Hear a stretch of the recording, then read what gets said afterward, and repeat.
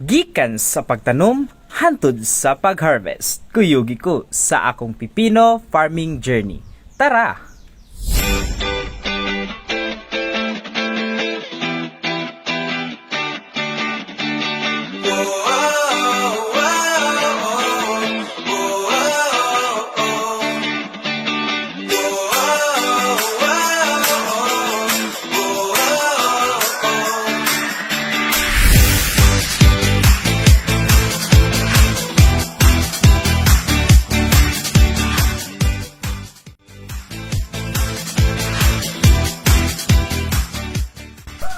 Pinakauna na kong ginabuhat pag abot sa farm kay ang pagpakaon sa atong mga alagang manok.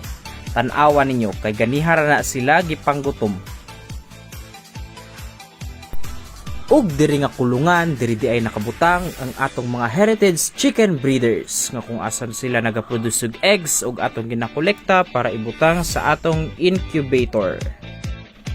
Mauna di ay ni ang nawong sa atong pipino 5 days after seed planting. Kani siya nga tanom is a member of a cucurbit family and kadalasan sa ani nga type sa tanom is a fast growing. Mao kung wala ka gataas, dili ka membro sa cucurbits. Atik lang. Tungod kini nga tanom is a fast growing plant ug bago kini mo action og saka ako na daang gibutangan og trellising twine para diretso na og naay magunitan ang iyang tendrils or iyang kamot. Ako na dahil siyang gisprayhan og insecticide gamit ang atong powered sprayer kay daghan na mangudkog insekto nga akong nakita sama sa ginatawag nato nga pumpkin beetles or Aulacophora. Ikaw na'y basa kalisod.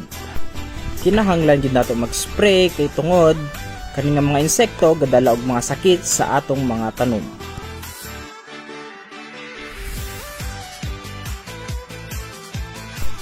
Ug syempre dili gid pwede mawala ang atong papainit diha after sa atong tibok adlaw nga trabaho.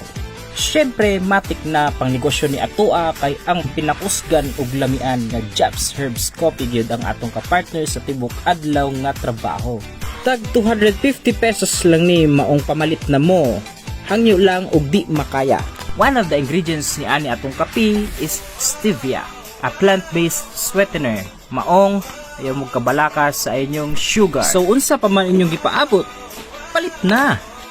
So, tanawan nyo lang sa ako mag-enjoy sa atong kalamian nga kape.